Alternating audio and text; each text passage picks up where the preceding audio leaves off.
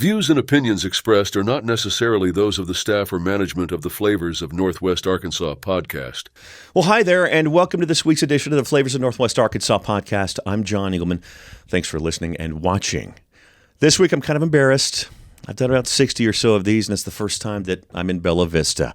We're at BV65 talking to Executive Chef Scott Redington. But before we get to Scott, Food News. The World Food Championships final table was held this past weekend at Brightwater in Bentonville. The 12 contestants won their individual categories in the prior championship round in Indianapolis. Last weekend, they competed against each other in the final table. The first competition was called Retail Gourmet. That's where the contestants shopped at Sam's Club to make their gourmet dish. Sam's Club Director of Culinary Experience, Chef Casey Higgins, explains further. These champions are coming in. A lot of times they've been planning a dish for a year plus, right? They've got one dish in mind. They know what they're going to make. They know all the ingredients going into that dish. But when they walk into Sam's Club, maybe they're not there. So how do you pivot from that? How do you adjust from not having a Dijon mustard or a balsamic vinegar and adapt that dish and find that acid somewhere else? Ricardo Viesca Gutierrez from Dallas won that event, putting him in some prime position early. Congratulations. Later on Saturday was the start of the next competition, and it started on the patio at Mezzaluna in downtown Bentonville. It was the Taste and Recreate competition hosted by Mezzaluna owner and executive chef Sorke Peters. He made a crab-stuffed pasta called Capellaccio di Granchio for them to taste and recreate. Ricardo, the leader in the clubhouse, had a technical issue in the dish that he presented to judge and Brightwater Executive Director Marshall Shafkowitz. Unfortunately, I got the one with the shell in it. So, it's devastating to a competitor to hear, I just cooked a chef or another culinarian, and I didn't do it perfectly. It happens. It's not the end of the world. The oversight wasn't fatal, however, as Ricardo moved on to be one of the three finalists with Emily Bench from Hot Springs Village and Colin Hilton from Indianapolis.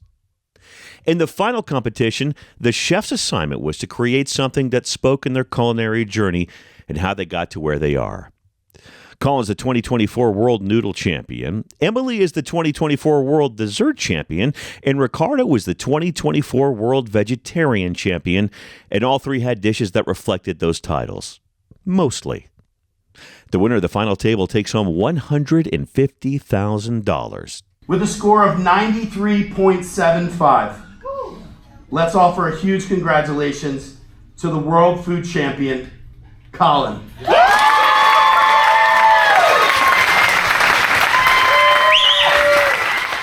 Minutes after winning, Colin could finally breathe. Oh, incredible. Mainly relieved. Just so happy it's over. I've been losing a lot of sleep over this. Never could say that about other events or busiest night in service in restaurants, so pretty wild.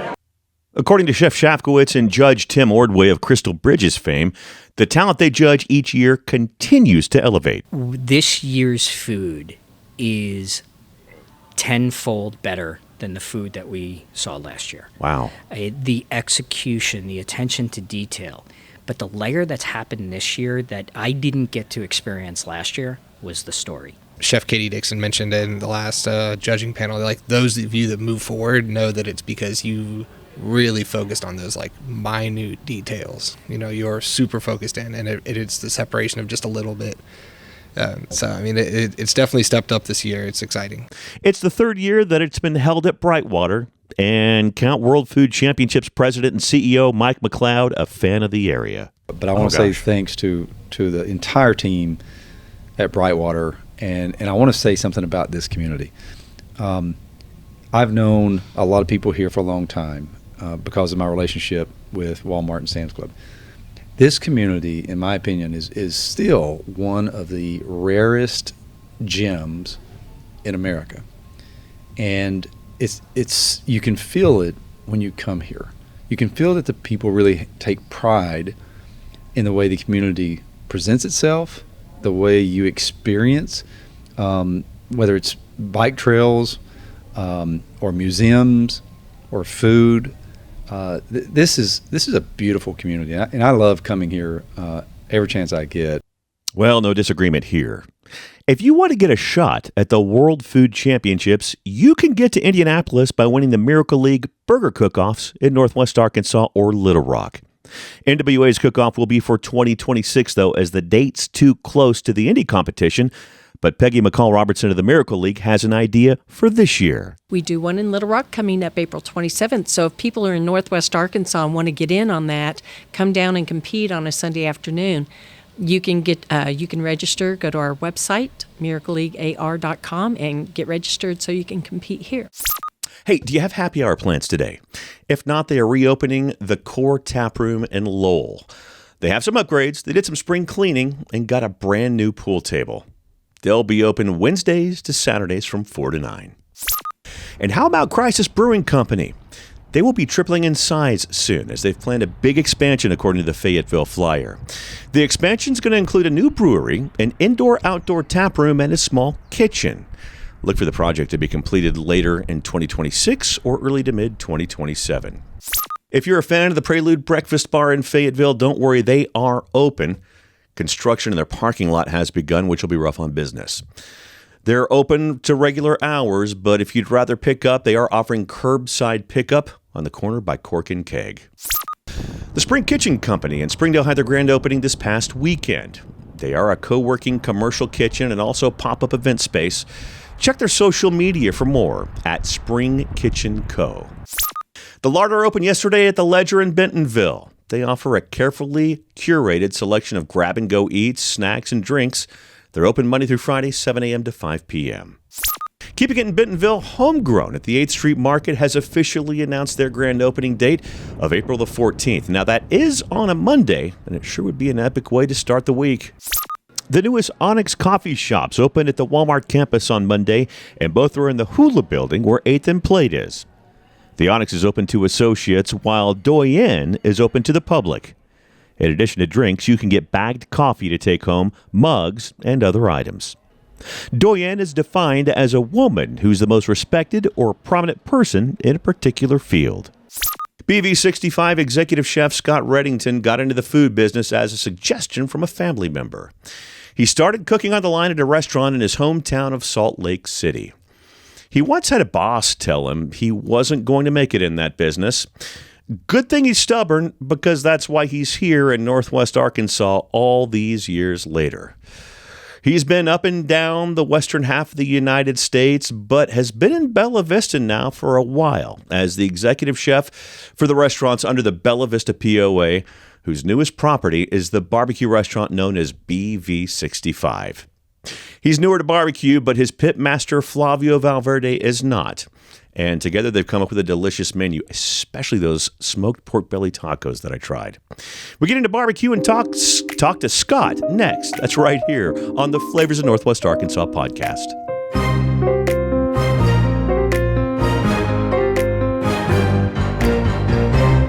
Teachers are dynamic leaders, shaping a new generation.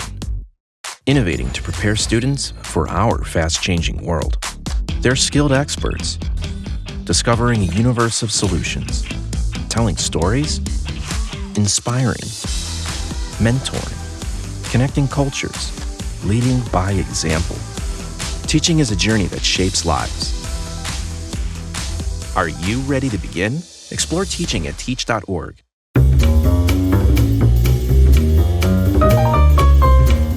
Welcome back. We are with Executive Chef Scott Redington here of BV65. Sir, thank you for your time. How are you? I'm pretty good. Thank you. Good. Well, thanks for having us in today. By the way, it's been a gorgeous weather week. I bet you've been jumping. Yes, it's been very busy. Yeah. All the patios have been incredibly full. Well, it's about time, don't you think? Agreed. Yeah. And I know we'll get cold again at some point. We'll have that late run that we always have, and then it'll finally be warm enough for good. Right.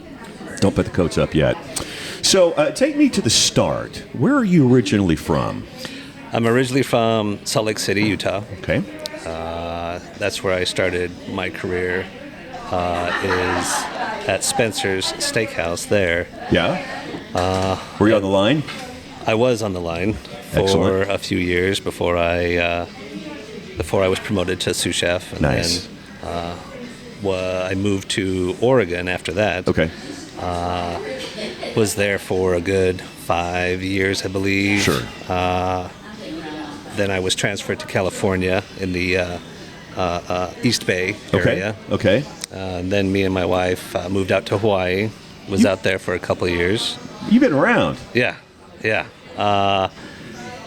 We moved from Hawaii to Seattle, and then the company I was with, they transferred me to Phoenix, and I was lured back to Seattle from an old boss of mine, and then from Seattle is where I made it to here. Okay, that's a map. Yeah. I mean, you've you know the West pretty well. Yes. I've been up and down the West Coast. Yeah. Okay, so back in the Salt Lake days, what was it that really kind of got you into cooking or wanting to cook? There was a time in my life, early 20s, didn't know what I wanted to do with my life. Sure. Was just kind of, aimlessly wandering, and my grandma actually said, "You know what? You should, you'd be a good cook," because I did a lot of cooking around the house and did cooking for family gatherings. And so, she said that, and I was like, "Oh, all right." So I started researching culinary schools. Was kind of, him and Han picking which one I wanted to go to. Sure, yeah. So I decided to go talk to a couple of executive chefs in the Salt Lake City area. Okay. Went to one of their group meetings, like the Beehive Culinary something, I can't remember. Sure. And started talking to a bunch of the chefs there to see what they recommended, what would be the best school to go to. Sure. And one of them, I'll never forget it, he said, "Before you go and spend $20,000 on an education, why don't you go and work the line first? Because we are all looking for people who can handle, the pressure, versus people who come straight out of culinary school think that, they can handle it." Yeah. So he happened to have a position open at the hotel that he was working at. So I started working for him and just went from there. So you could handle the pressure, basically. Yes. Yeah. Culinary school. That was your culinary school. That was, yeah. Yeah. And I have probably learned more from watching chefs, working with chefs, than I have, reading books. Yeah. So. I mean, listen, you're the product of your environment, and the more executive chefs you work under, the more you know, for sure. Unbelievable. So, what was it that locked you in? Was it that first dinner rush? What was it that where you thought, okay, yeah, this is what I'm going to do? The pregnant pause. There was a guy that I was working with that I was working 2 jobs at the time. Okay. And it was my second job, so I'd be going there when I got off my day job. I was, 15, 20 minutes late consistently. Sure. I was beat, and this guy that I was working with was like, "You're never going to make it. I already told, so-and-so that, you're not going to make it." So I did it to prove him wrong. And with that, I just kept motivated and kept going and going and going. You sparked a fire. Yeah. Big time. What was it? You said you got to cook with your family growing up. Did you have the one thing that you always cooked as a kid? Because I did. No, not really. Okay. I liked to cook meals that my grandma cooked. Okay. And when she passed, I was always trying to reinvent those meals. Okay. The one thing I'll never get is the scones that she made. But, nice. Yeah. Mine was far more basic. Frying an egg. And once at the age of 6 or whatever, because that was my dad's dad taught him, and dad taught me, and the whole bit. And once I got a hold of that, I did it a lot. Mm-hmm. Thank God egg prices aren't what they are now back then, right? So how did you get into smoking meats? I did that. I started doing that when I came to Arkansas. Okay. All right. It's the first time that I was introduced to the barbecue world. I see. Like it's not as prevalent in the areas that I had worked at previously. Like downtown Seattle had very little barbecue presence. Hawaii had little. They have great barbecue out there, but the areas that I was working was in metropolitan downtown areas. Yeah. And so I actually have a friend who teaches barbecue. I met her in Seattle. She lives in Austin now. Okay. And I went and visited her. Got a lot of tutelage from her. Oh, I'm sure. Yeah. That's the place to go. Yeah. Yeah. Yeah. And then that's when it just blew my mind how big barbecue is. It's elaborate. So then I went to a couple of barbecue conferences and got to mingle with a bunch of guys that have been doing it for 30, 40 years. Yeah. And I was like, damn, I hope I can hit your level before it's too late. Yeah. Have you ever talked to anyone any competition people, barbecue competition folks that actually live in trailers and? Yes, they were part of that conference that I went to. They're hardcore. Yes, absolutely. Completely hardcore. So,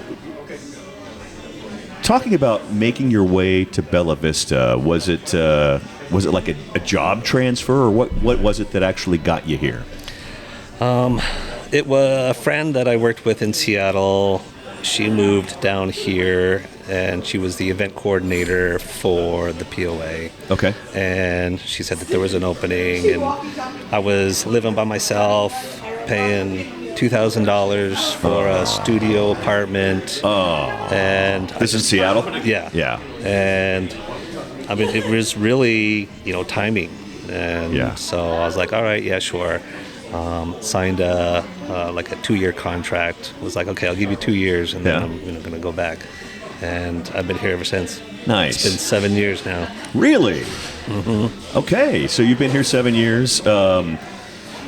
So this was before barbecue. You moved down here for something else. Yes. Oh, tell me. I moved down here to operate Lake Point, which is a more upper scale dining experience, not necessarily fine dining. Just it's right there on the lake, and so the appearance is like upper scale. Sure. But it's regular bar food. Grill food. Yeah. So then did that, and then we opened up the bar and grill about a year after that, and then we expanded the kitchen out at Highlands, and then we opened up the Gear Garden, which was really cool. Tell me about that. Gear Garden doesn't serve food, it's only beer. Okay. We have 8 beers on tap. Okay. We serve canned wines, seltzers. We've got some ciders out there as well. Okay. It's in Blowing Springs, the very back of the RV park. Okay. Right at the trailhead.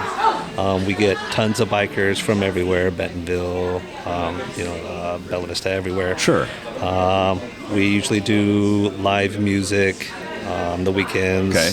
We've got food trucks out there.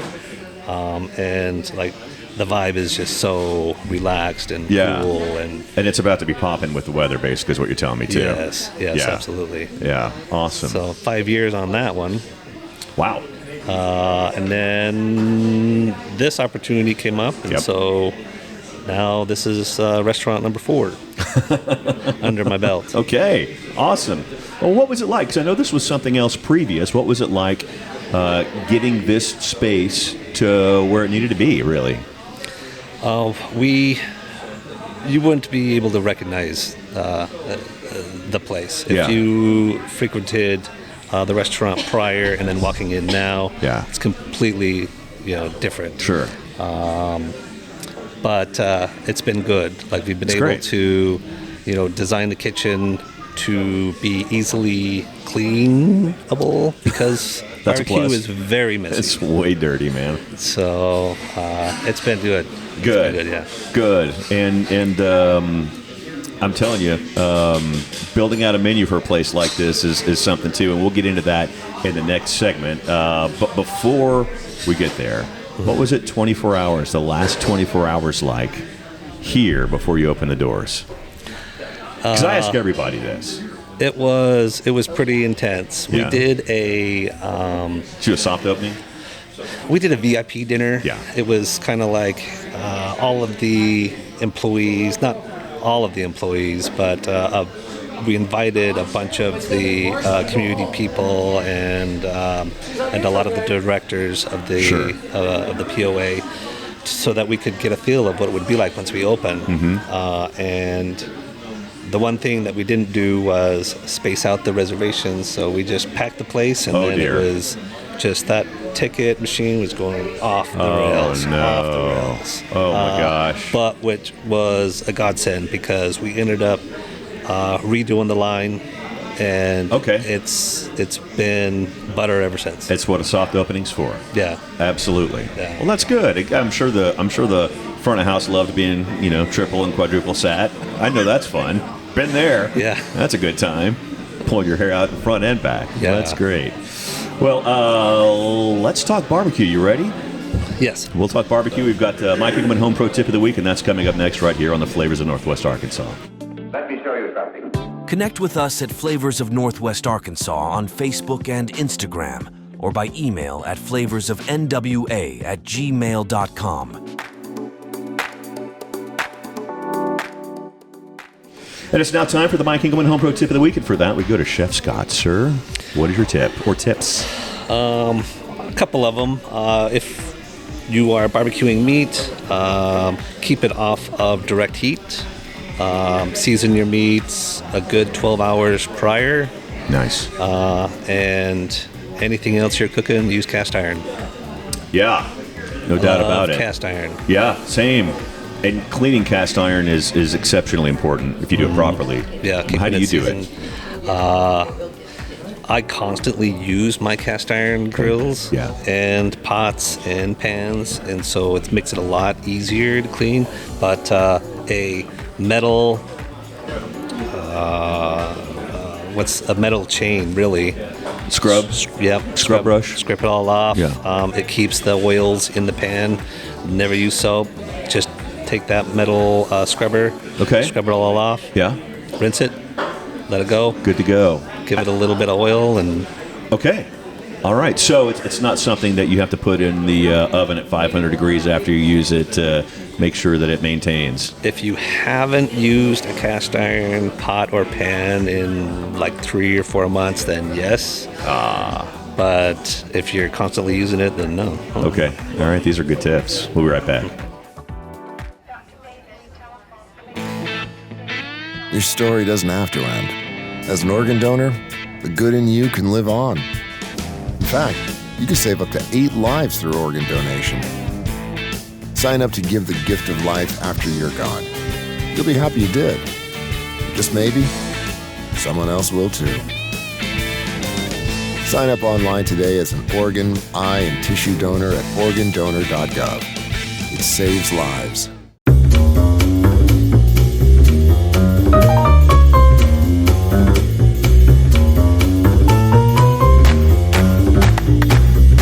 I know we've had a significant number of new listeners and viewers here recently, and some people don't know that I had a kidney transplant in January of 2022. I'm fortunate that I was able to get that kidney, because if I hadn't, I'd be on dialysis right now and I would not be here. I say here, I wouldn't be interviewing or having a podcast. I'd be trying to get through the day, quite honestly. Do one thing for me. Please go to organdonor.gov and get signed up to be an organ donor. Upon your demise, it would be something that could affect and help up to 8 people. It's organdonor.gov. You can also do it on your health app on your iPhone, or go to the Department of Finance here in Arkansas, or the DMV, wherever you are outside of the state.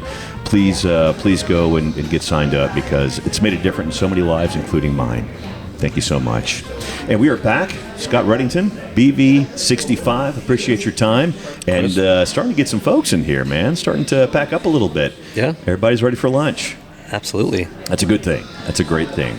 So tell me about the name BV65 and what that means. BV65 is an homage to the founding of the POA. Okay. That happened in 1965. Okay. All right. So there you have it. There you go.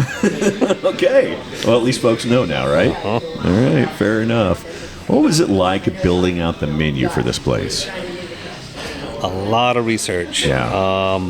The one thing I didn't want to do was open up a cookie cutter barbecue restaurant. Yeah. You know, barbecue, you always have your basics, you know, your staples, but you know, I wanted to make sure that it was different than everything else around us. Yeah. You know, so it was more of a focus on the sides. You know, the meats, of course, are all you know, top notch, local. Yeah. And you guys have the plates and what barbecue restaurants have. You've got the pulled pork, the ribs, the brisket, the chicken, and off the top of my head, I'm probably missing a few things, but you have the regular things, but you've also got a little creative too with some other stuff. Absolutely, yes. Yeah, I want to bring a few up here. Tell me about the burnt ends French dip. The burnt ends French dip has been one of the biggest sellers that we've had. I would assume so. So it's not a traditional burnt ends, like, you know, gung-ho barbecue. People, I do apologize for this, but what we do here to make it work for the restaurant is we cut the prime rib after it comes off of the smoker into cubes, and then we sear each side of that instead of having to put it on the smoker again and smoke it for additional, you know, couple hours like you would do with traditional burnt ends.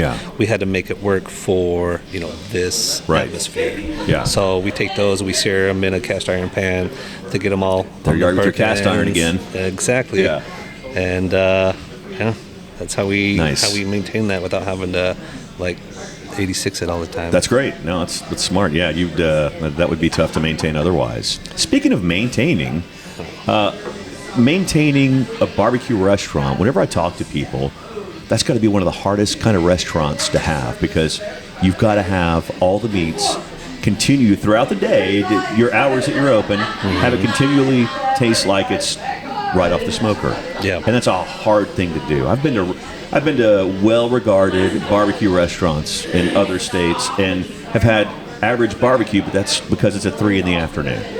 You know, it's an impossible. I'm not gonna say impossible. It's really, really hard to do. How do you guys do that? We keep. It took us a while. It took us, you know, and we're still learning because we're only been doing it for 6 months. But detailed notes of how much meat that we are smoking and going through in a daily basis, you know, with the clientele, with how many people that are coming in. And so, you know, we put our meat on at 8 o'clock at night and let it smoke for 12 hours. And we're pulling off at 8 a.m. in the morning. And, you know, it's okay to run out as long as it's towards the end of the night. But not like at noon or, you know, in the middle of, you know, the dinner rush. How hard were those early days? I mean, were you just running out, getting slammed? There were days that we were running out. There were days that we had, you know, a ton of leftovers. Oh, no. It's been, you know, it really was a learning experience. Oh, my gosh. I assume it's kind of regulated out since. It has, Okay, good. That food cost can kind of go through the roof. Oh, yes. Especially with that. Meat right now is not the cheapest thing right there. No. I want to talk about the agave chipotle barbecue chicken sandwich. It sounds like nothing but flavors all over the place. Yeah, it's fantastic. Tell me about it. We grill the chicken breast. So you have an option. You either can have a regular chicken breast for those individuals who really don't care for the smoky barbecue. Or you can have it with pulled chicken that we, you know, smoke. And then we grill a pineapple, put that on there, melt some cheese. There's some of that Hawaiian influence right there. Yeah. I try to bring a little bit of something from all of the places that I've been. That's great. That's great. So it makes it unique. Yeah. That's been a good seller as well. Excellent. Also want to give a shout out here to the BV65 smothered fries with creamy blue cheese. Yes, sir. Come on, man. Tell me now. That is from the Pacific Northwest. Okay. Love our blue cheese up there. That's the thing. My wife is a big ranch person, and I like ranch, fine. But my father was a blue cheese, or actually, as he called it, Roquefort. Oh, yeah. Roquefort was what he liked. That's the older school called it. But I grew up loving blue cheese because of my dad and my mom. And so you don't see it that much on menus, unless it's like the actual cheese crumbled on something, the actual cheese itself, but not the dressing so much. Right. Yeah. So A++. I like that. I bet that the smoked pork belly tacos are pretty good. Yes. I would probably come here and have those and have nothing else. You can do that. You can have a meal out of that. So tell me about them. You get 2 tacos per appetizer plate. Okay.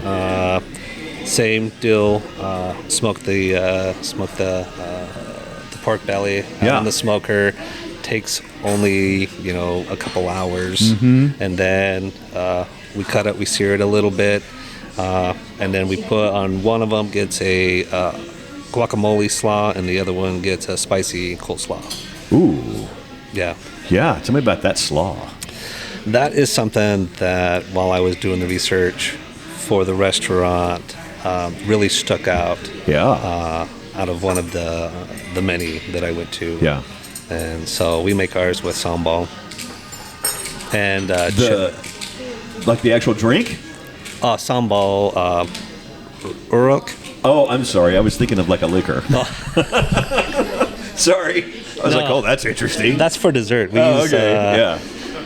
use a bourbon for the glaze for our brownie. So. Yeah, there we go. Yeah. Well, that's good. Awesome. I've got to ask also, well, first off, of all the meat platters, what do folks around here like the most, you think?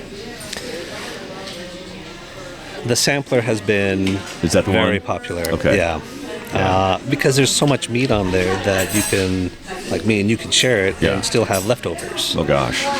But that's, something that was, that I've noticed at other barbecue places too, is that, some of them had smaller portions, which was, okay. Yeah. But the ones that really stuck out in my mind were the ones that you're like, oh my God, how am I going to finish all this? Right. Plus, Instagram worthy too. Exactly. Yeah, that's also a plus. That's a huge plus. I've got to ask, for those that aren't in the biggest, for those that don't eat meat, you've got some options. Yes. We've got 2 different types of salmon. We've got a jackfruit sandwich. We've got a portobello sandwich. So the jackfruit, we were talking beforehand, that's like an Asian fruit? Yes. Okay. It's about as big as, a little bit smaller than a beach ball. Green with spikes on it. It's a bitch to clean, so I bring in ones that have already been cleaned. I got so all the meat's been pulled out of it, and so then we take that and saute the meat up with some barbecue sauce. And the texture is just like pulled chicken or pulled pork. Interesting. Yeah. Okay. So you really can't tell a difference. Really? If you were like, no kidding, doing a blind taste. Yeah. Yeah. So what does it taste like separately, like before it's cooked? Is it like kind of a lighter? It is. It's very like a light. There was a. Because I'm thinking in my mind like a pear or something like that, and that's you're shaking no on that. Sweet. No. Oh, okay, all right. I guess it's just got its own thing, right? You don't remember juicy fruit gum? Yeah. Absolutely. Wasn't really flavorful, but it had that really unique flavor. Okay. That was from jackfruit. Oh, really? Yeah.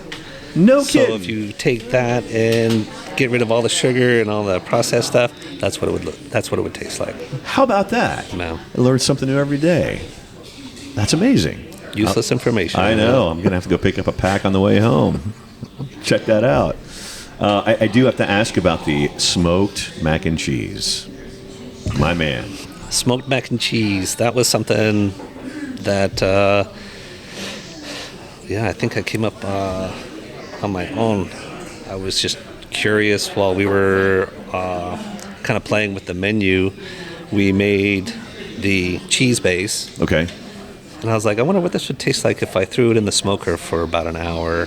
Yeah. And it pulls up a lot of the smoke. Yeah. And so, we just ran with it. It's really? pretty tasty, yeah. No kidding. Yeah. Just an hour. Yeah. We tried it at first making like a full batch with the noodles and everything. Sure. But then the noodles got mushy. Of course. So we had to do the cheese separate. Just the cheese. Oh, So that then makes sense. That's smart. Keeps the integrity of the pasta. Yeah. What a great idea. I have to think about doing that maybe at some point. That's really smart. So has it been, since you've opened this up, has it been everything you were hoping it would be?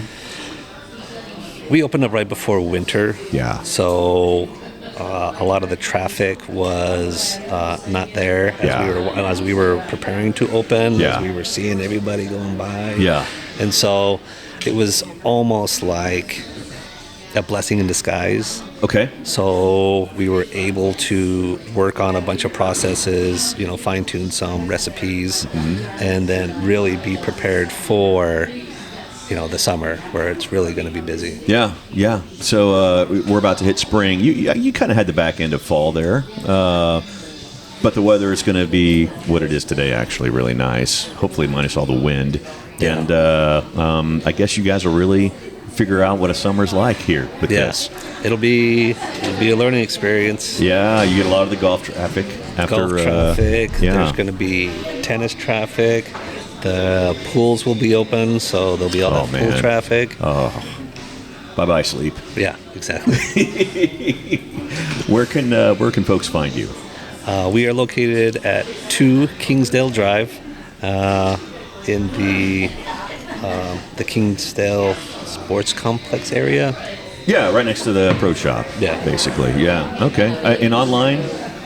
Online at BVVPOA.com. Okay. Yeah, and you can go from there for sure. Yeah. And you guys are on social media too. We are, yeah. Okay. Yeah. Facebook, Instagram, maybe? I believe yes. Okay. Instagram. Okay, good. Got to get those tags for all the food, all the dishes. Yeah. People got to tag you. Absolutely. Perfect. You can find Flavors of Northwest Arkansas on Facebook and Instagram, and like I've said in previous weeks, we're working on TikTok. Don't judge. I don't judge. We're working on it. Appreciate your time, Chef. Absolutely. Thank you. Please tip your servers. Have a great week. We'll see you next week. Bye-bye.